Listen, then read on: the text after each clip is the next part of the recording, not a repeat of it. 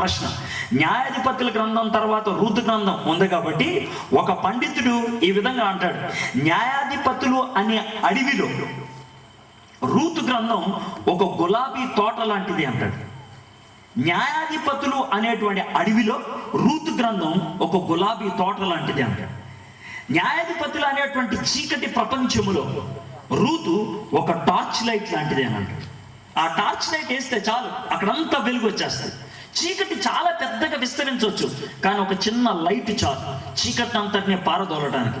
మీ చుట్టూ సమాజం పాడైపోయి ఉండొచ్చు, మీ రాయపూడి చెడ్డగా ఉండొచ్చు, ఈ రాయపూడి ఎప్పుడు బాగుపడుతుంది అని మీరు అనుకుంటూ ఉండొచ్చు. ఒకవేళ అలాంటి పరిస్థితులు ఉంటే రూతులాగా మీరు చేయగలిగితే ఈ గ్రామాన్ని ఆశీర్వదించడానికి దేవుడు నిన్ను ఎంపిక చేసుకోవచ్చు, దేవుడు నిన్ను వాడుకోవచ్చు.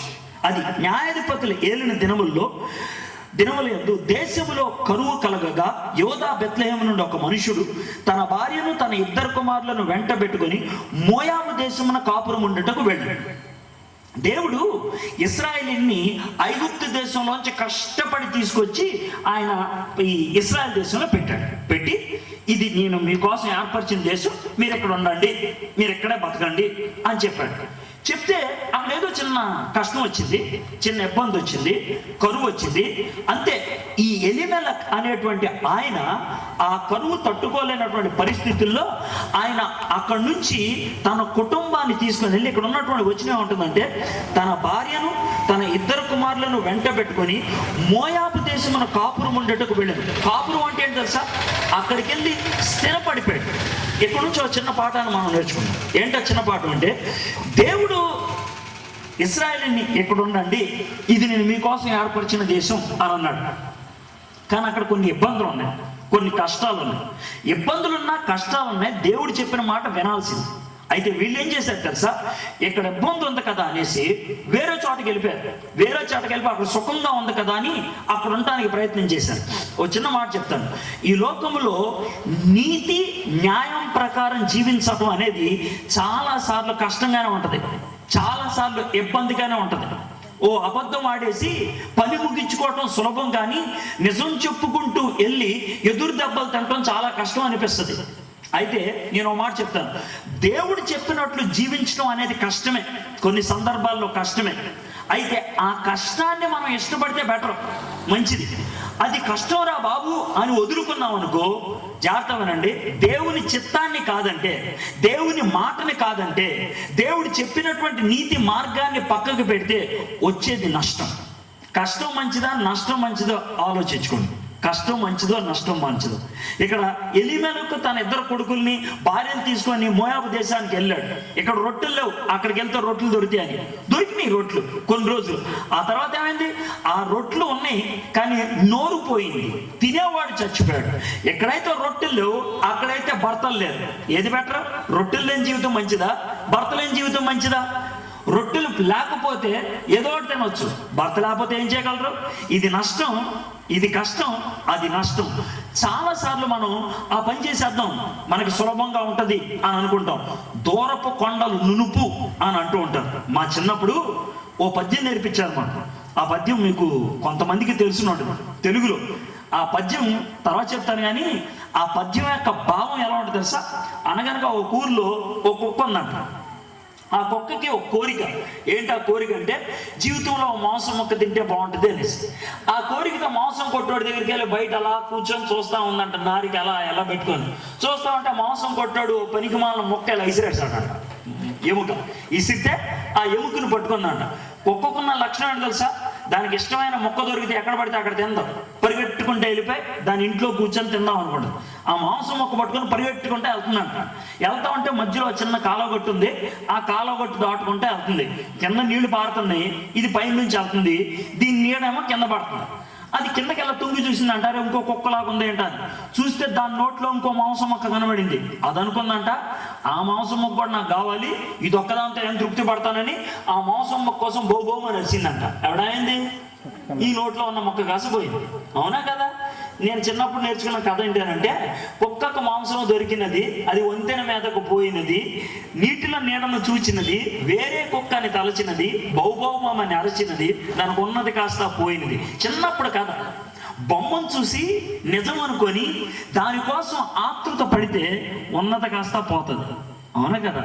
మనలో చాలా మంది సినిమా యాక్టర్లు చూస్తారు, అర్థమైందా? వాళ్ళు వేసుకునే బట్టలు, వాళ్ళు జీవించే విధానం, వాళ్ళు బండి నడిపే పద్ధతి, అది బొమ్మలు అనే విషయం మర్చిపోతారు. మర్చిపోయి అలాగే మనం కూడా చేసేయాలనుకుంటారు. ఆడు గుండు కొట్టించింది ఈడు గుండు కొట్టించుకోవడం, ఆడు ప్యాంటు చింపుకుంటే ఈడు ప్యాంటు చింపుకోవడం, వాడు పలానా రంగు చీర కట్టుకుంటే వీళ్ళు కూడా అదే రంగు చీర కట్టుకోవడం, వాళ్ళు బట్టలు పై దాకేసుకుంటే కానీ వీళ్ళు కూడా బట్టలు పై దాకేసుకోవడం, వాళ్ళు ఏం చేస్తే అది చేద్దాం అనుకుంటారు. వాళ్ళు డబ్బుల కోసం చేస్తున్నారు. రెండోది, వాళ్ళు బొమ్మ, అది నిజ జీవితం కాదు. అది అనుకరించి మన జీవితంలో దాన్ని చేసుకోవాలి అనుకుంటే, బొమ్మను చూసి నిజం చేసుకోవాలనుకుంటే ఉన్నది కాస్త పోతుంది, ఉన్నది కాస్త పోతుంది. ఎలా కూడా జరిగింది అదే. అయితే నష్టం ఎంత భయంకరంగా ఉంటుందంటే, కొన్నిసార్లు పీక్కు రాలేమండి, ఓసారి పోతే ఇంకా మళ్ళీ రాదు.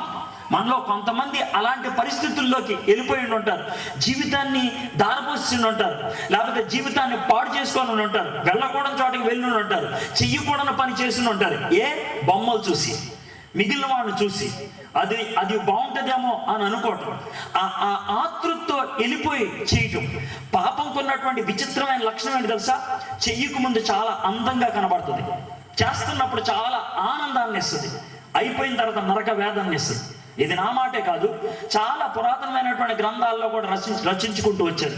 భగవద్గీతలో అర్జునుడు శ్రీకృష్ణుడితో అదే మాట చెప్తాడు. 16వ అధ్యాయం 16వ శ్లోకంలో, అనేక చిత్త విభ్రాంతో మోహజాల సమావృత ప్రసక్త కామ భోగేశ పతంతి నరకే అశుచం. అనేక విధాలైనటువంటి సుఖభోగాలు ఉన్నాయి ఈ లోకంలో. ఆ సుఖభోగాల్ని అనుభవించినంతసేపు ఆనందంగా ఉంటది, అయిపోయిన తర్వాత నాలో మిగిలింది నరక వేదన. ఆ నరకాన్ని నుంచి ఎవరు తప్పిస్తారు అని అంటున్నాడు. అది లోన గిలిగా ఉండిపోద్ది, అపరాధ భావంగా ఉండిపోద్ది. ఎందుకు చేశాను రా బాబు అని నెత్తి నోరు బాదుకుంటాం, ఎప్పటికీ చెప్పుకోను. కారణం ఏంటి అంటే అందంగా కనబడింది. కారణం ఏంటంటే బొమ్మను చూసి నిజం అనుకున్నాం. కారణం ఏంటంటే లేనిపోయినటువంటి తుచ్చమైనటువంటి ఆశ. వీళ్ళకు కూడా అదే జరిగింది. వాళ్ళని బెత్లెహేములో ఉండమంటే, యోధా దేశంలో ఉండమంటే కాదని మోయాబు దేశంలోకి వెళ్ళారు. భర్తలు చచ్చిపోయారు. ప్రపంచంలో మిగిలిన మతాలన్నీ కూడా ఒకసారి ఒక వ్యక్తి కనుక తప్పు చేస్తే ఆ తప్పుకి ఇంకా పర్యవసానం అనేది లేదు. ఒక మతంలో ఏ విధంగా ఉంటుందంటే, ఈ చేతితో తప్పు చేస్తే ఆ చెయ్యి నరికే, ఈ కాలుతో తప్పు చేస్తే కాలు నరికే, ఈ కంటితో తప్పు చేస్తే కళ్ళు పీకే అని ఒక మతం అంటే, ఇంకో మతం అంటది నేను దుష్టుడిని శిక్షించడానికి వచ్చాను, రక్షించడానికి రాలేదు అని చాలా స్పష్టంగా చెప్తారు. కానీ ప్రపంచంలో ఒకే ఒక గ్రంథములో తప్పు చేసిన వాడికి తిరిగి అవకాశం ఇచ్చేది ఉంది, అది బైబిల్. చాలా ధైర్యంగా చెప్పగలను, బైబిల్ ఒక్కటే ఆ విధంగా అవకాశాన్ని ఇచ్చేది. వీళ్ళు 3 భర్తలు చచ్చిపోయారు, 3 ఆడవాళ్ళు విధవరాళ్ళు అయ్యారు. అటువంటి పరిస్థితుల్లో వాళ్ళకు వచ్చినటువంటి వార్త అంటే చూద్దామా? 6వ వచనం చదువుతున్నాను, రూతు గ్రంథం 1వ అధ్యాయం 6వ వచనం. వారికి ఆహారం ఇచ్చిన యెహోవా తన జనులను దర్శించినని ఆమె మోయాబు దేశంలో వినను గనుక మోయాబు దేశం విడిచి వెళ్ళుటకై ఆమెయు ఆమె కోడండ్రును ప్రయాణమైంది. దేవుడు నయోమికి కబురు పంపించాడు. ఏమని కబురు పంపించాడు తెలుసా?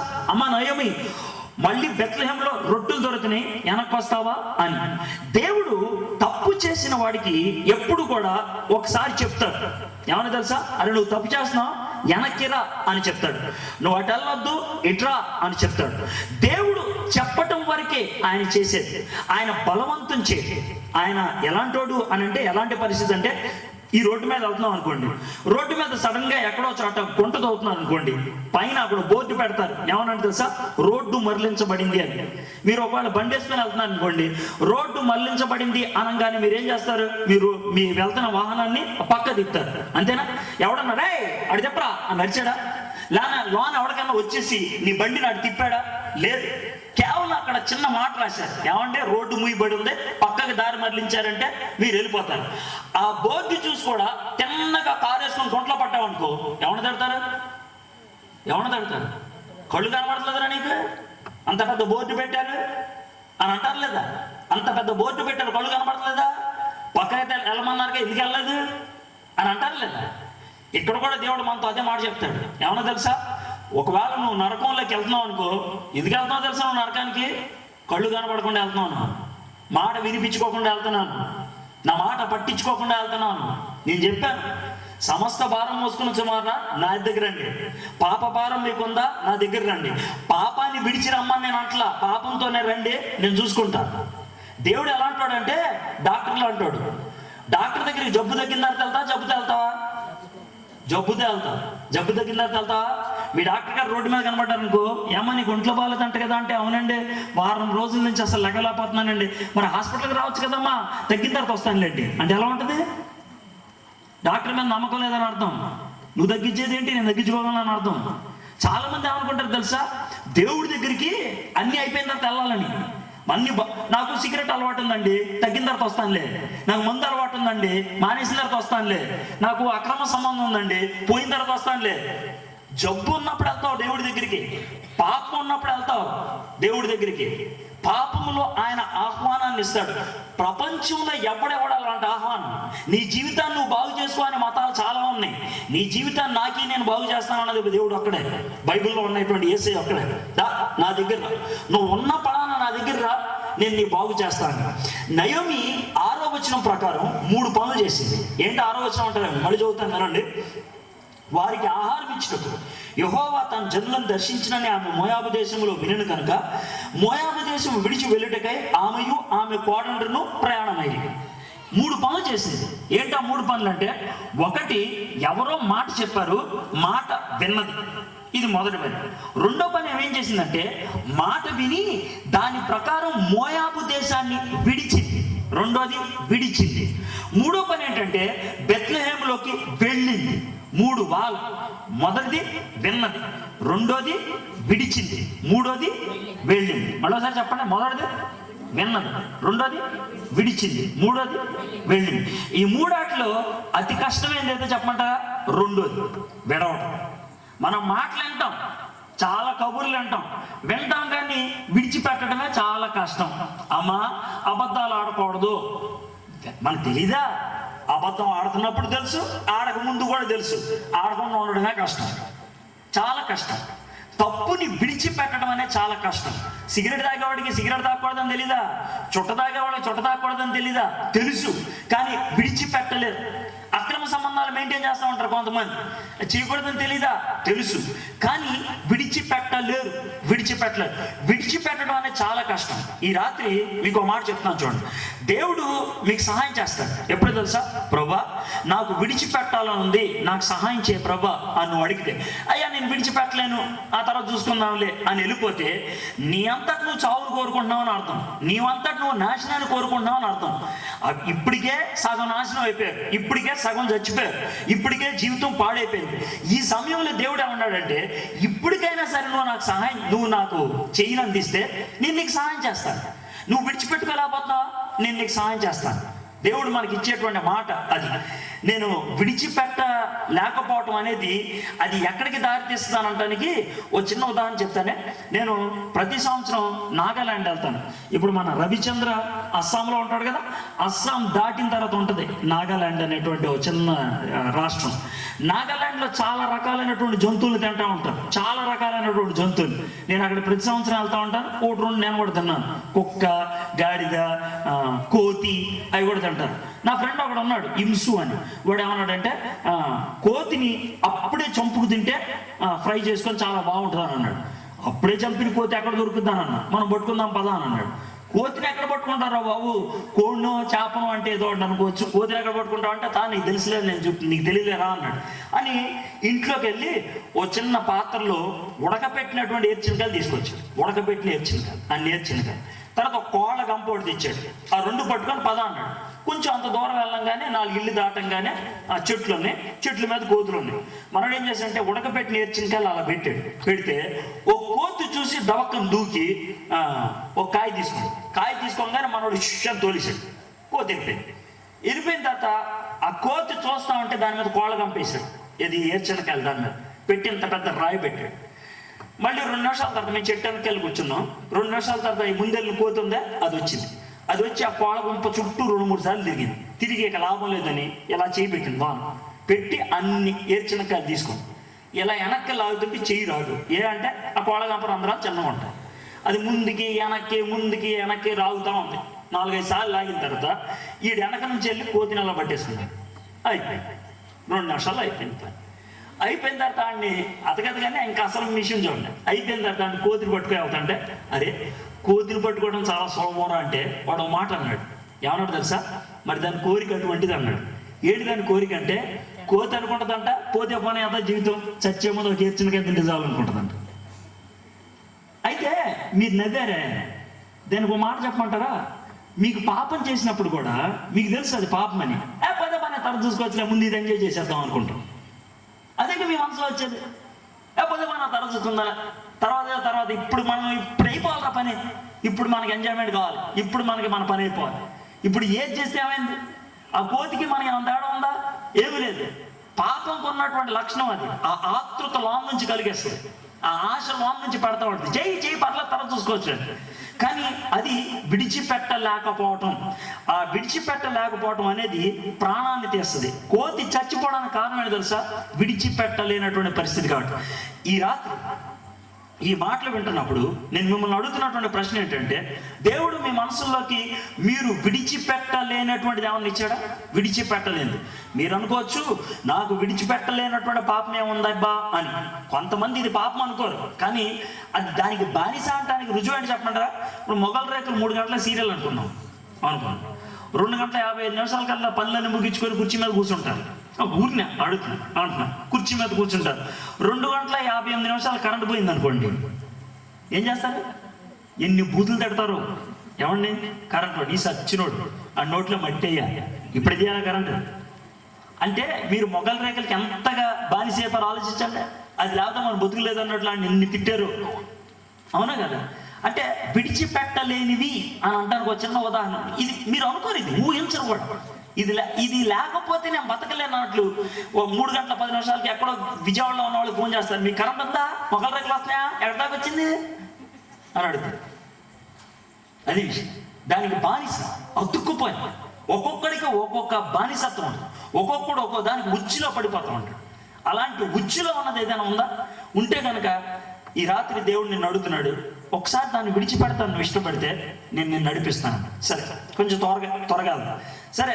వాడు 3 కలిసి ప్రయాణమై వెళ్తా ఉంటే నయోమి ఏం చేసిందంటే, ఇక్కడ కూర్చుంది, 2 కోడల్ని ఎదురు కూర్చోబెట్టి ఇద్దరికి కూడా అదే విషయం చెప్పింది. అమ్మా మీరు వెనక్కి వెళ్ళిపోండి అంటే, ఒక కోళ్ళేమో సరే వెళ్ళిపోతానంది, ఇంకో కోళ్ళేమో నేను సస్యమరా ఏమన్నా అంతే. చూడండి ఆ వచనం 14 వచనం. వారు ఎలుగెత్తి ఏడవగా ఓర్ప తన అత్తను ముద్దు పెట్టుకున్నాడు, రూతు ఆమెను హత్తుకున్నాడు.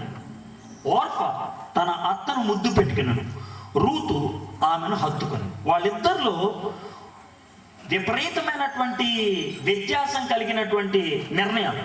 ఒక ఆవిడ ముద్దు పెట్టుకుందా, ఒక ఆవిడ వెళ్ళిపోయింది. ఈవిడ ఏం చేశారో చెప్పక ముందు ఇంకొక సన్నివేశం మీకు గుర్తు తెస్తాను. యేసు ప్రభుని సిలువేసినప్పుడు ఇంకెంతమందిని సిలువేశారు? ఇంకెంతరు కదా. ఇటో దొంగండి, అటో దొంగండి, అంతే కదా. 2 దొంగలు యేసయ్యకి అంతే దూరంలో ఉన్నారు. 2 దొంగలు యేసయ్యకి అంతే దూరంలో ఉన్నారు. 2 దొంగలు యేసయ్య చెప్పిన మాటలు అన్నీ విన్నారు. అన్నీ విన్న తర్వాత ఓ దొంగడు అన్నాడు తెలుసా, నువ్వు దేవుడు అయితే నువ్వు దిగు, నన్ను దింపు అని అన్నాడు. ఇదో దొంగడు. ఇంకో దొంగడు అన్నాడు తెలుసా, అయ్యా నువ్వు మహారాజు అయ్యా, నీ రాజ్యంలో నన్ను జ్ఞాపకం చేసుకోయ్యా అని అన్నాడు. ఒకడేమో నరకానికి పోయాడు, ఇంకోడేమో పరలోకానికి పోయాడు. యేసు ప్రభు సిలువుకి అంతే దూరంలో ఉన్నాడు, గుర్తుపెట్టుకోడు, అంతే దూరంలో ఉన్నాడు. వాడు నరకానికి పోయాడు, వాడు పరలోకానికి పోయాడు. ఈ మాట నేను ఎందుకు చెప్తున్నాను కదా సార్, నేను చెప్పే మాటలు మీరు అందరూ వింటున్నారు కదా. మీరు అందరూ ఒకేలాగా దాన్ని తీసుకుంటారని నేను అనుకోను.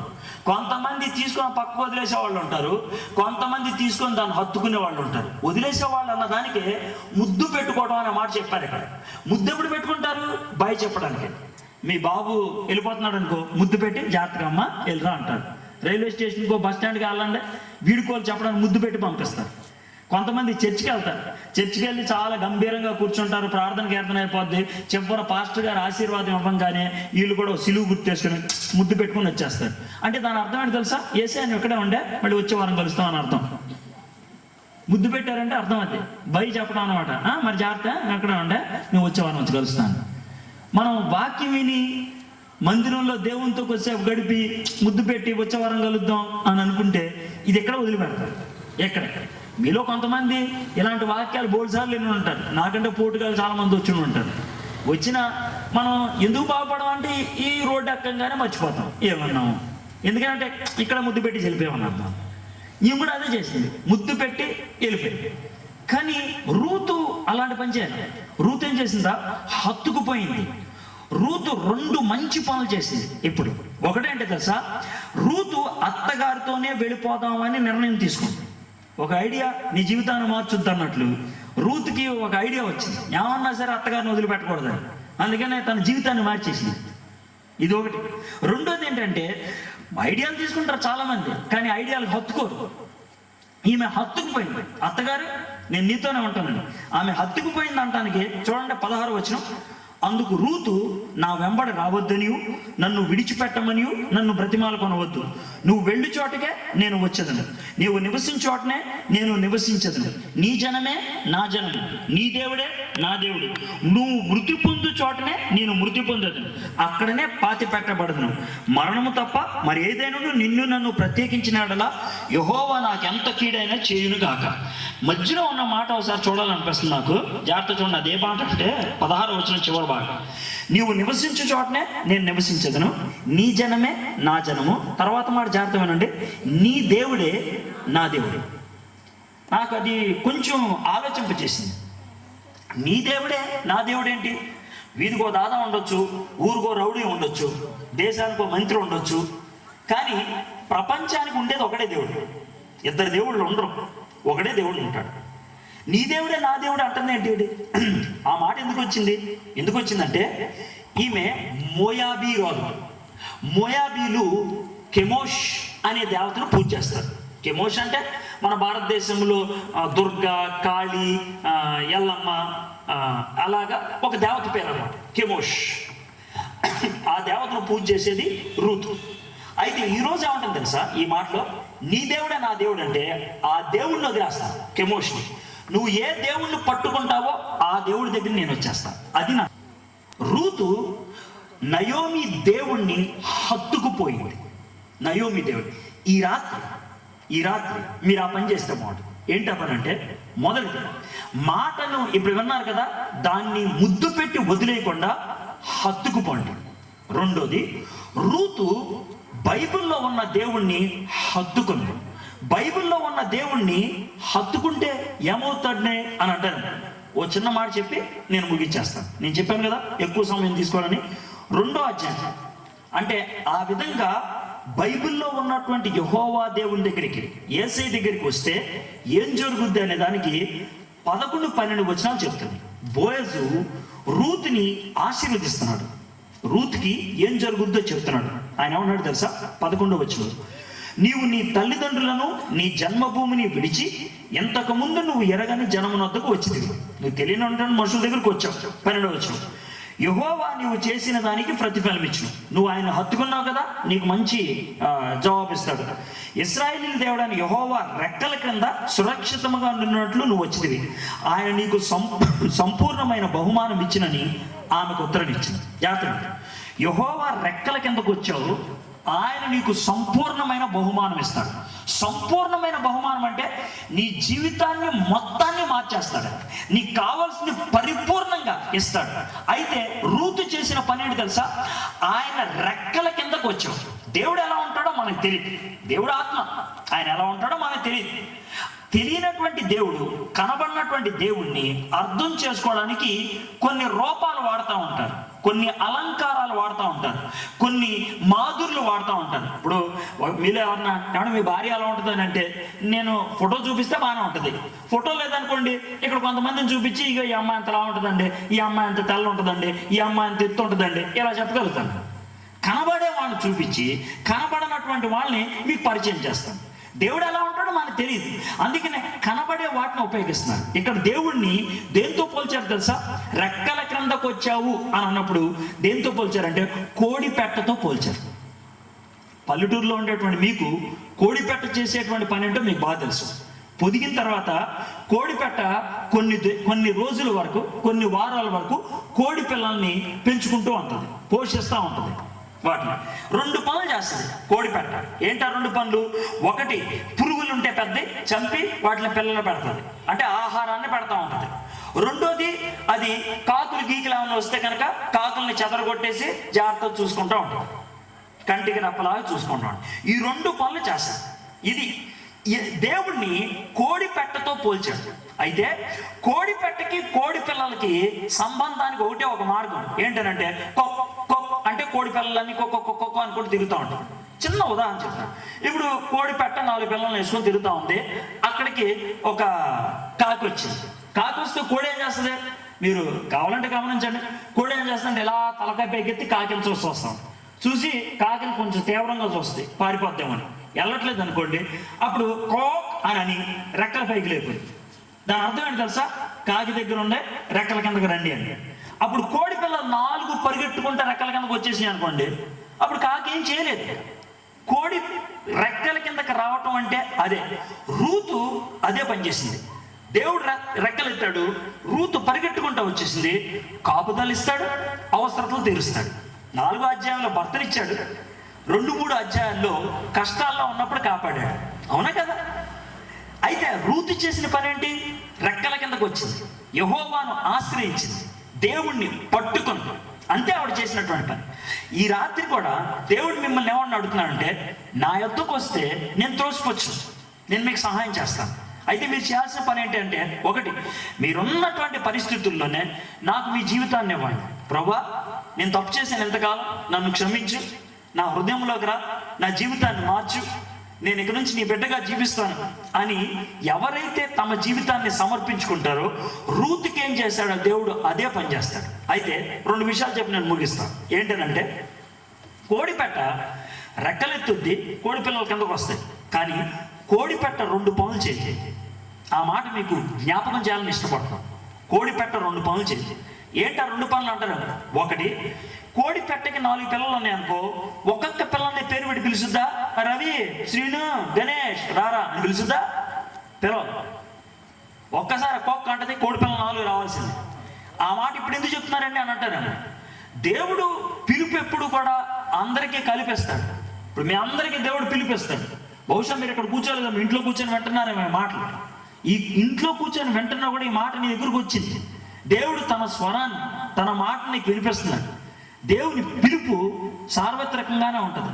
నా పేరుందా అక్కడ, నా ఊరుందా ఇక్కడ అని అంటే కుదరదు. చిన్నప్పుడు నా బాగా గుర్తు, 4వ క్లాస్ చదువుతున్నప్పుడు మా ఊరు ఎమ్మెల్యే గారు పెళ్లి కార్డు ఇచ్చారు మా నాన్నగారికి. చాలా పెద్ద పెళ్లి కార్డు. అప్పుడు మా నాన్నగారు పోస్ట్ మాస్టర్, అందుకని పెళ్లి కార్డు ఇచ్చారు. పెద్ద పెళ్లి కార్డు. పెళ్లి కార్డు పట్టుకొని చాలా హడావుడిగా తిరిగి, కార్డు మీద నా పేరు ఎక్కడ లేదు. నాన్నగారిని అడిగాను, నాన్నగారు డాడీ నా పేరు ఏం లేదంటే ఇక్కడ అన్నా. అక్కడ ఉండదు నీ పేరు అన్నా. ఏ అనంటే మా నాన్నగారి పేరు సత్యదాస్ అన్నమాట. సత్యదాస్ మరియు కుటుంబంలో నువ్వు ఉన్నావు కదరా, ఇంకంతే అన్న. నా పేరు ఉండదా? ఉండదు. కుటుంబం అంటే దాంట్లో కూడా నువ్వు ఉన్నావు అని అర్థం. నేను అప్పుడు చిన్నప్పుడు గొడవ పెట్టాను, అయితే నేను రానని. అదేంట్రా, కుటుంబంలో నువ్వు కూడా ఉన్నావురా, అందరూ వెళ్ళాల్సిందే. 4 పిల్లలు ఉన్నారు, 4 వెళ్ళాల్సిందే. కుటుంబంలో అందరూ ఉన్నారు. ఊరికి ఇంటికి ఒక కార్డు ఇస్తాం. కుటుంబంలో 5 ఉన్నా 10 మంది ఉన్నా అంతే కదండి. ఇంటికి 10 మంది పిల్లలు ఉన్నారు, 10 కార్డులు ఇస్తారా? ఒకటే కార్డు ఇస్తారు. దేవుడు ప్రపంచానికి ఒక కార్డు రాసి ఇచ్చాడు. మనమైతే ఇంటికి ఒక కార్డు ఇస్తాం. దేవుడు ప్రపంచానికి ఒక కార్డు రాసి ఇచ్చాడు. ఆ కార్డు మీద ఇలా ఉంటది, సమస్త భారం మోసుకున్న చిన్నవారులారా నా ఎద్దకు రండి. అందులో నువ్వు ఉన్నావా? నేనున్నాను, అందరే ఉన్నాను. ప్రపంచ కార్డు ఒకటే కార్డు, సమస్త భారం మోసుకున్న చిన్నవారులారా నా ఎద్దకు రండి, నేను మీకు విశ్రాంతినిస్తాను. బస్. ఇల్లు చీకటిగా ఉందనుకో, మీరు మీ చుట్టాలింటికి వెళ్ళారు, చీకట్లో కూర్చొని ఉన్నారు. వాళ్ళు ఏమ్మా చీకట్లో కూర్చున్నావు, కరెంట్ లేదా? ఉందలే అమ్మా కరెంటు. లైట్ వేయలేదా? వేయలేదు అంటే అప్పుడు వాళ్ళ మీద ఏమొస్తుంది? మీకు అనుమానం వస్తుంది. ఏమైంది? కరెంట్ లేకపోతే బాధల్లో ఉంటే అర్థం ఉంది. కరెంట్ ఉండి స్విచ్ చేసుకోకపోతే తప్పెవడదే? నీదే. దేవుడు నీకు అవకాశం ఇచ్చాడు. సమస్త భారం మోసుకొని వచ్చిన వాళ్ళారా నా దగ్గర రండి. ఆ మాట విని మనం స్పందించాలి. రెండో పని, కోడిపెట్ట